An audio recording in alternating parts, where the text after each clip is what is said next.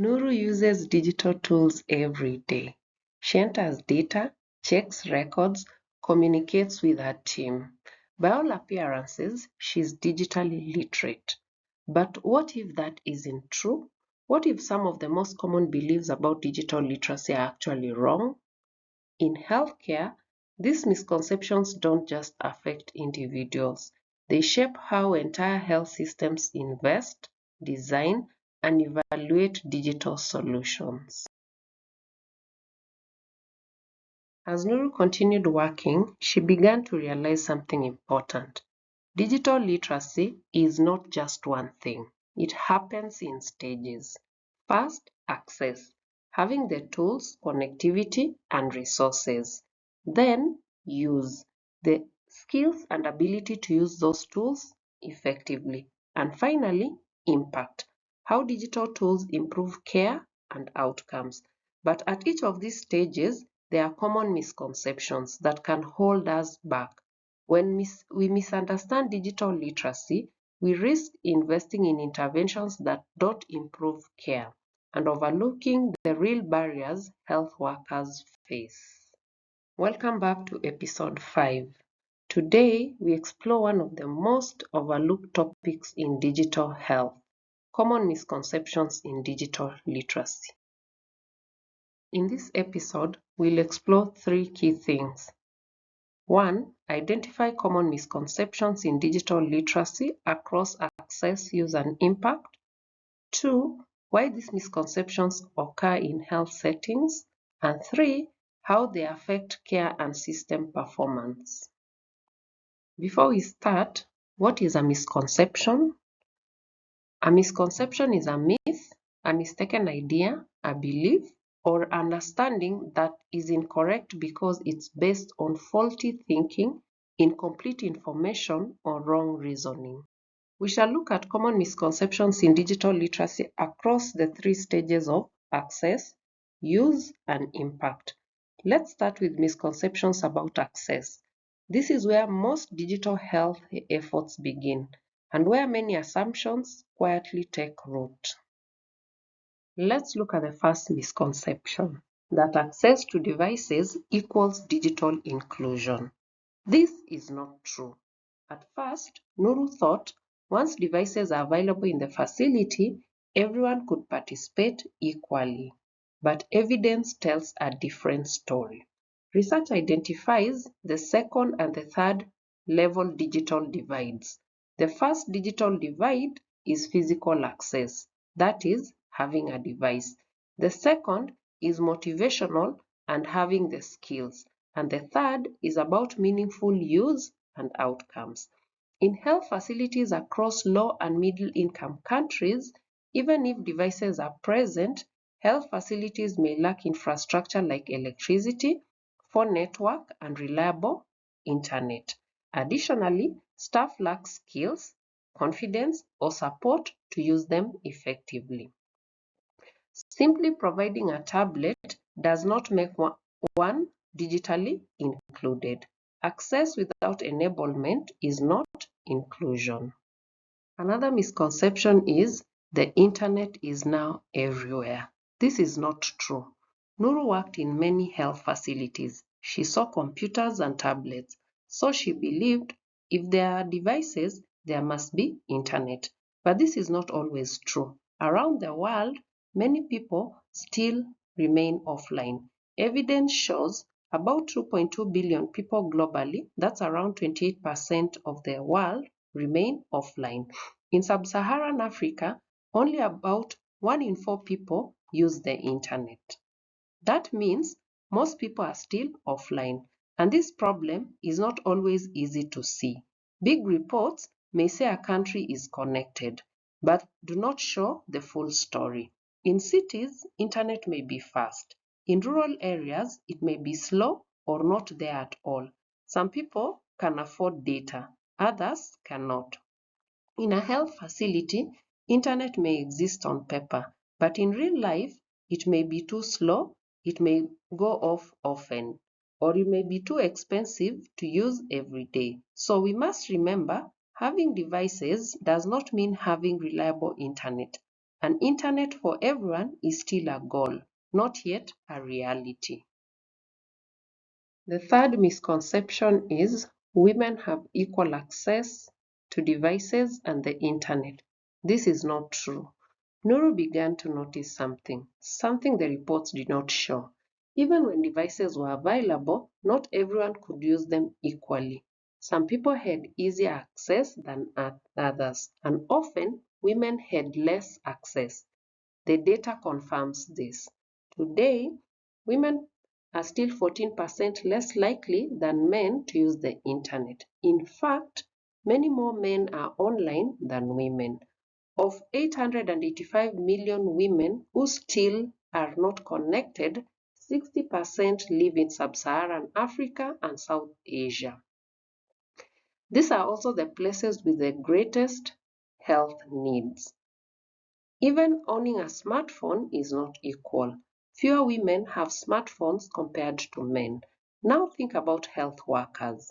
Many frontline health workers are women. Actually, about 70% of frontline health workers are women, but some may not have their own phone or reliable internet. This makes their work harder, so we must remember equal access is not guaranteed. We cannot assume it. We must check, we must measure, and we must fix the gaps. Nuru had better access to tools, but having access didn't mean she and her colleagues were truly capable users. So even when access improves, the next challenge emerges. Can people actually use these tools effectively? That is, do they have the skills, the confidence, and the support to use them effectively? Another misconception relating to use is digital literacy is only about technical skills. This is not true. At first, Nuru focused on learning the system, how to navigate, how to log in, how to enter data. But evidence points to something broader.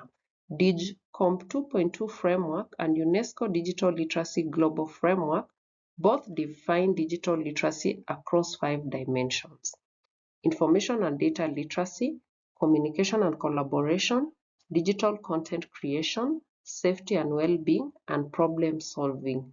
This is over and above device use. Technical operation is only a small part. Solid technical skills is not enough. Data, information, and safety, as well as communication, are equally crucial. Another misconception is that digital natives, that is, people born during the digital era, are automatically skilled. This is not true. Some of Nuru's younger colleagues were very confident, especially with smartphones and social media. But when it came to clinical systems, they struggled. The research is consistent on this point. Research shows that the concept of digital native is not supported by evidence. Young people who grew up with technology are fluent in consumption, that is, scrolling, messaging, and watching, but often lack skills in evaluating information critically, using professional platforms, and working safely with sensitive data. Comfort does not equal competence. Another misconception is that training once is enough. That is also not true. After initial onboarding, Nuru expected that her digital skills were set, but evidence says otherwise. UNESCO's 2018 report on digital literacy described it as lifelong learning, and more recent work on technology adoption in health systems consistently show that digital environments evolve rapidly. Software is updated, new platforms are introduced, threats change. A one-time training intervention without reinforcement or refresher cycles produces skills that decay within months. Digital literacy requires continuous investment through on-job daily application, refresher training, peer mentorship and coaching, not a single event. Now let's look at misconceptions around impact, how digital tools improve care and outcome. Another misconception is that technology automatically improves outcomes. This is also not true. When digital tools were introduced, Nuru assumed that care would immediately improve, but evidence says otherwise. Digital health interventions produce meaningful outcomes only when they are well designed for context, supported by adequate training, and embedded within functional health systems. Technology alone does not transform care. Let's look at a real use case. An electronic medical record system was introduced in a busy outpatient clinic. Consultations became longer, not shorter. Because staff had not been adequately trained, internet connectivity was unreliable, and the system had not been adapted for local workflows. The tool was good, the conditions were not ready. Another misconception is that digital errors are minor. This is also not true. At first, small data entry mistakes seemed harmless. A wrong date here, a missing field there, but the evidence tells us these errors can cascade. Research in health informatics consistently shows that poor data quality leads to incorrect clinical decisions, flawed health reporting, and misallocation of resources. WHO data quality frameworks identify digital data integrity as a foundation of health systems performance. Let's look at a use case. A patient's weight was entered incorrectly, 75 kilograms instead of 57. The dosage calculation for a medication was based on that wrong number. No one caught the error until the second visit, a small digital mistake with a real clinical consequence. The final misconception we shall look at today is using digital tools automatically leads to better individual performance. This is also not true.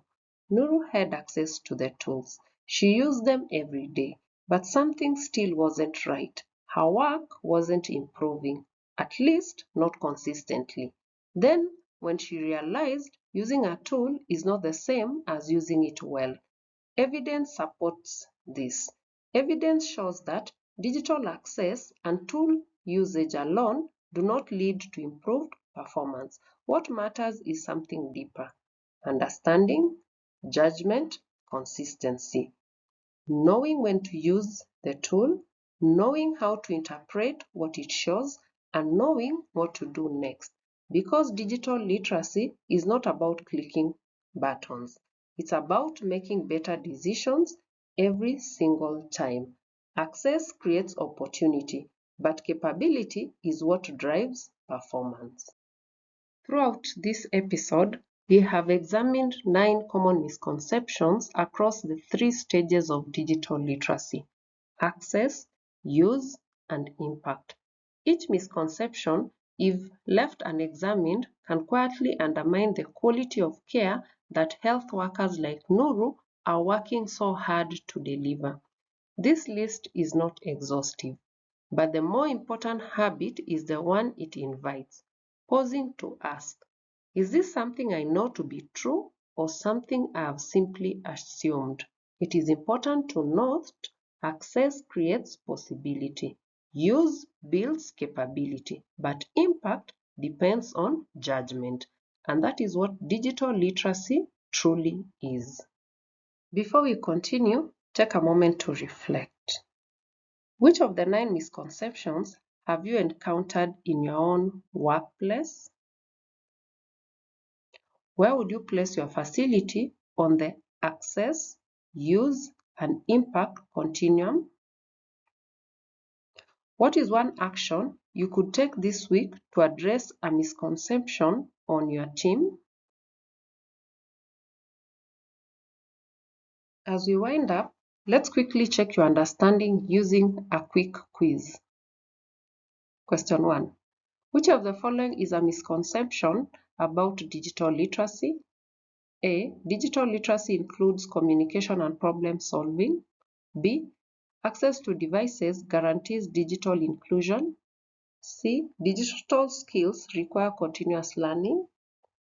And D. Data quality affects clinical decisions. The correct answer is B. Question 2. Why do misconceptions about digital literacy persist in health systems? A. Because access is often mistaken for capability. B. Because digital tools are rarely used. C. Because health workers resist technology. And D. Because systems are fully digitized. The correct answer is A. The final question. A facility introduces an EMR system, but patient wait time increases. What is the most likely explanation? A. The technology is faulty. B. Staff are unwilling to use it. C. The system was not supported with training and workflow adaptation. And D. Digital tools always reduce efficiency. The correct answer is C. We have come to the end of this episode on common misconceptions in digital literacy. This marks the end of Module 1 on Introduction to Digital Literacy. In the next episode, we shall move to Module 2 and look at core digital skills, and we shall start with Information and Data Literacy. See you in episode 6.